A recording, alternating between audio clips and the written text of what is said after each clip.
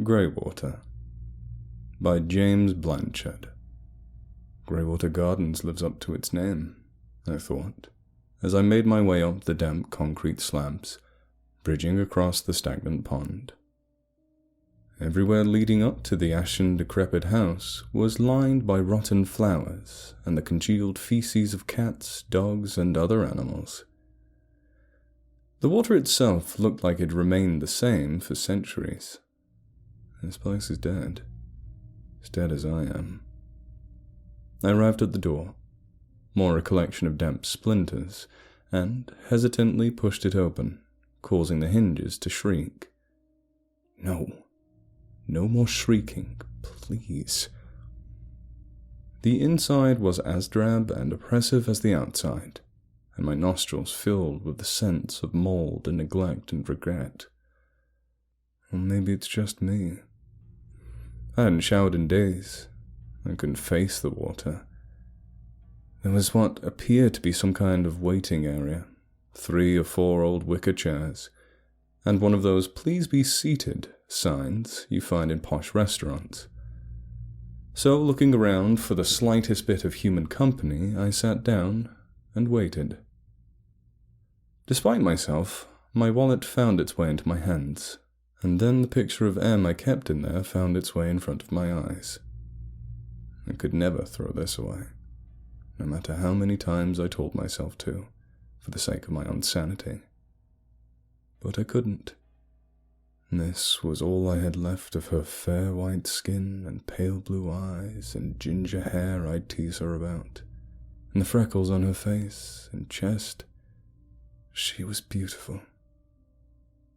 I tried to correct myself to present tense, but I couldn't. I'd never forget the day the last of that ginger hair fell out. A cough brought me back to reality, and I looked, blinking back tears, to see an old man, bald and bearded and stooped over, grinning through a mouthful of yellow teeth. His clothes were as grey and wiry as the hairs on his face, like he was Greywater Gardens in human form. Even his right eye was grey. The left was just a black, empty socket, with the eyelids hanging over it forlornly. "You have an appointment." He spoke like he hadn't used his voice in years. Yes, I have a secret. I want to deposit." "I know you do," he said. He let me grasp for words, wondering how the hell he knew when he said, "You wouldn't be here for any other reason, would you?" He turned and beckoned me to follow him into the back room. I gazed at the picture of Em one last time. "I love you." Then I slid it back into my wallet and did as I was bid. The room was more of the same, grey and wet, rotting and horrid. The only remarkable feature was the huge, hefty ledger on an antique wooden table next to a plain steel chalice, and the middle of the room was a concrete pool, only a few feet across, filled with the same stagnant grey water from the ponds outside. The old man opened the ledger. "You wish to deposit a secret?" he asked, perhaps as a formality. Maybe he's playing with me. "Yes." "Your name?" I told him. "Excellent. Then let's begin." He picked up the chalice and moved it to the pool. He bent down, agonizingly slow, but eventually he filled the cup and shuffled over to me. "Drink the water," he told me, a grin playing across his old and papery lips as he pushed the cup into my hand.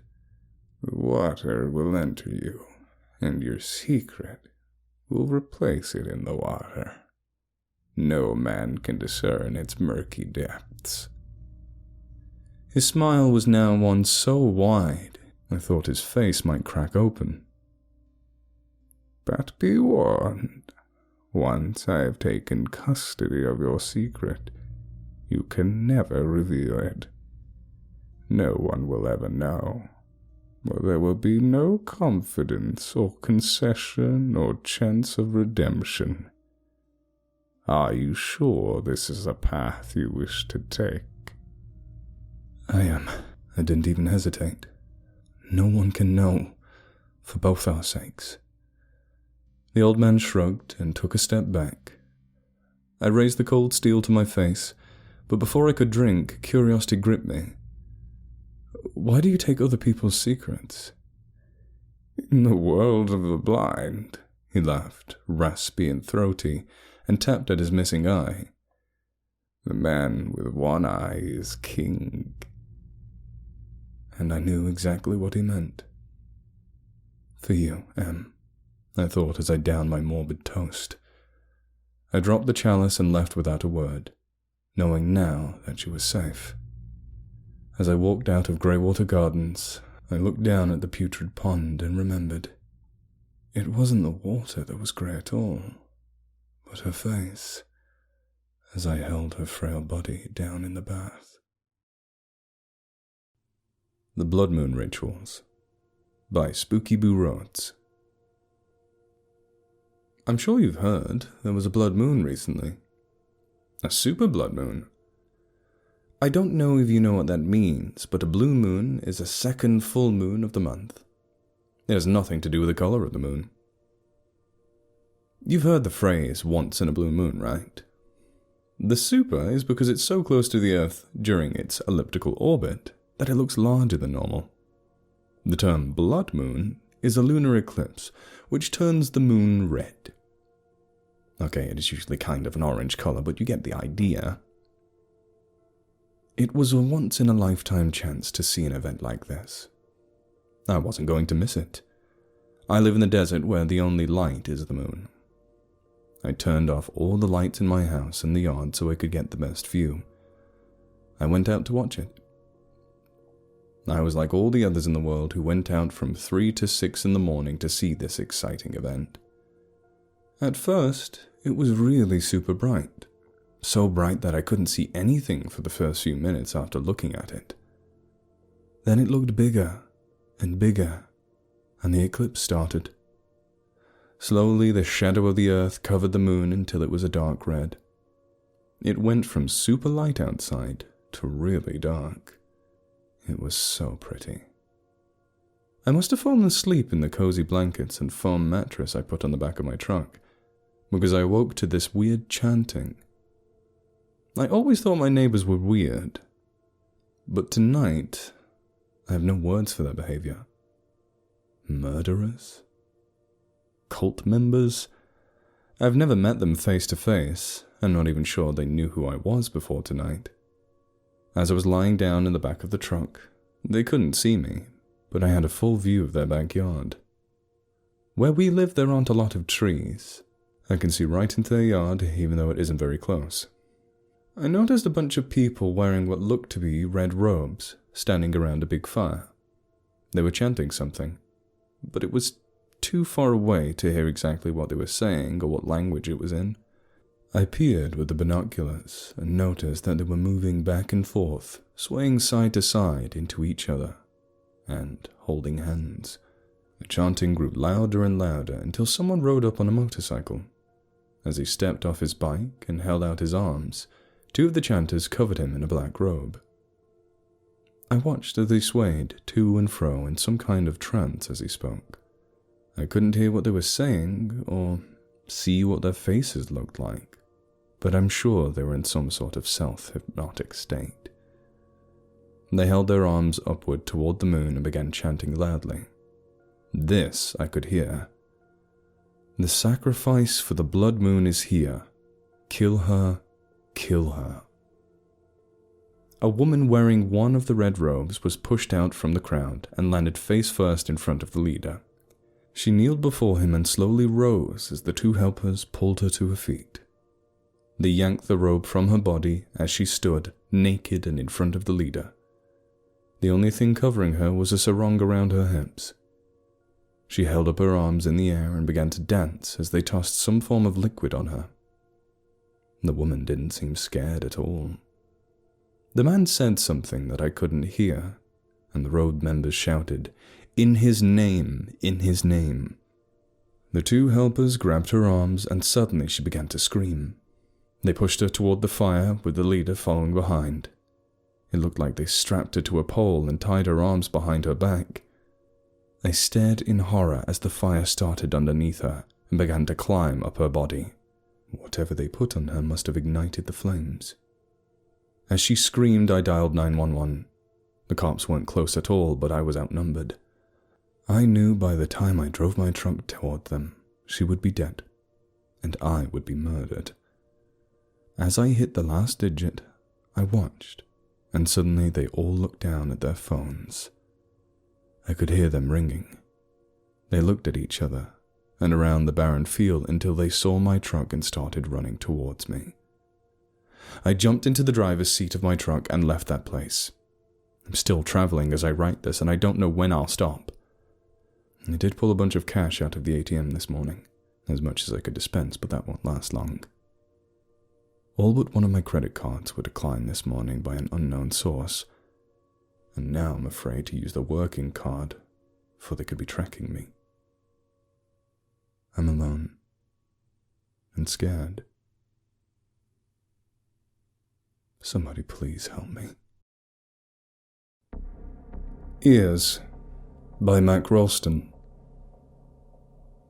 There is an abandoned cornfield located somewhere along US Route 36 near Kensington, Kansas, that is allegedly haunted. The legend, spread mostly by the youth of Smith County, Kansas, goes as follows. At the abandoned Fryer family farm, somewhere out in the fields near the old water tower, there lies an overgrown corn maze from way back when the farm used to do its annual fall festival throughout October. Whether started by the farm owners themselves or merely by the local townskids attempting to scare one another, a bet was challenged to those who dared to venture into the property. The wager was simple. Reach the end of the maze, find the scarecrow with the digital flash camera draped across its neck, snap a picture of yourself to prove your success, and you'll be awarded $100 upon your return. The provider of the compensation of this amount was indeterminate. However, that detail appears irrelevant to the legend at large. Of the 9 images taken on the digital camera confiscated from the property, none of the identified missing people were ever found. And of those 9 individuals, 4 were children, and 5 adults consisted of 4 men and 1 woman. 6 of the missing individuals have since been declared dead by the state of Kansas, and the remaining 3 are still considered missing to this day. During a court-ordered police investigation of the abandoned Fryer family farm, sometime after the 8th missing person, a child by the name of Kenny Lewis, went missing.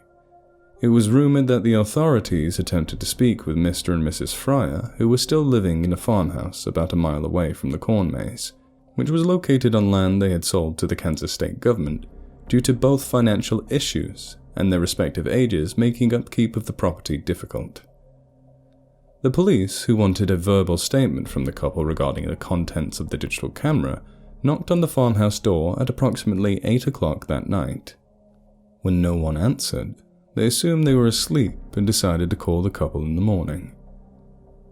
When no one picked up the phone the following day, a state trooper was asked to check in on the household soon after. The state trooper, a 28-year-old man named Marshall Lancaster, knocked on the farmhouse door around noon. When neither Mr. nor Mrs. Fryer answered, the officer cupped his hands against the glass of the window in an attempt to see into the house. When he did so, he saw who he believed to be Mr. and Mrs. Fryer slumped over on the living room couch. After a few attempts to catch the couple's attention, he feared them to be unconscious and broke down the door, which wasn't hard to do, he claimed, considering the hinges had rusted over. When he reached the bodies, he realized that neither was Mr. nor Mrs. Fryer, but rather 2 scarecrows seated in their places, dressed in their clothes. Subsequent investigations by the Smith County Police concluded that neither Mr. or Mrs. Fryer nor their bodies were present on the property, nor was any evidence of foul play. The couple remains missing to this day. This lack of evidence led the investigation, shortly after discovering the empty farmhouse, to go cold, with only obscure leads in scattered directions. One such lead was brought to light years after. After the government seized land, both the farmhouse and the surrounding property, including the old corn maze, were sold to a wealthy rancher. The rancher, who began to clean up the property in preparation for the harvest and the well-being of his livestock, soon appeared on the 6 o'clock news during a story about the estate's annual pumpkin patch. It was during the story in which satellite images depicted the corn maze's unique shape, a perfect equilateral triangle, with one of its 60-degree tips being the location of the scarecrow, where the digital camera was discovered. Instantly, the property became a target of several trespassers, almost all of whom were self-proclaimed conspiracy theorists and crop circle believers, attempting to uncover whatever truth lay dormant on the farm. This was ironic considering the shape was professedly man-made. Of all the trespassers convicted, one, a 46-year-old Anthony Bergeron, was never found, yet cited by one of his co-conspirators as having been present on the property alongside them, but minutes before his disappearance. The other two co-conspirators, along with the aforementioned, described a flash of light like lightning, only minutes after Bergeron became separated from the group. Initially, they assumed it to be the flash camera described in the reports. However, that was confiscated by police and no longer resided on the premises. Additionally, one of the men found themselves snared in a bear trap whilst walking the maze, prompting his other co-conspirators to call 911, essentially convicting all three but saving their friend in the process. There were no reported bear sightings nearby. 6 days after the trespassers had issued their statements, the rancher was called into Smith County Police Station for questioning after forensic analysis determined that the bear track confiscated from the corn maze carried traces of blood from a young girl, Marissa Harmony, who had gone missing roughly 3 years prior. The rancher, who had shown complete cooperation throughout the investigation, stated, "They, the bear traps, were there when I purchased the land. I didn't want them to injure any of my grazing livestock, so I disarmed them and put them all in the barn, but somehow they got back out. Armed, too. I have no use for the bear traps. We're in Kansas." The rancher went on to express his concern for the well-being of the local townskids, stating that, despite the fencing and signage throughout his property, he could still hear them outside his house at night, and that he didn't want anyone or his animals to get hurt over a silly dare. 3 nights after that interview, conveniently on Halloween itself, the local children of Smith County reported that, when out trick-or-treating at the farmhouse, the rancher never answered the door.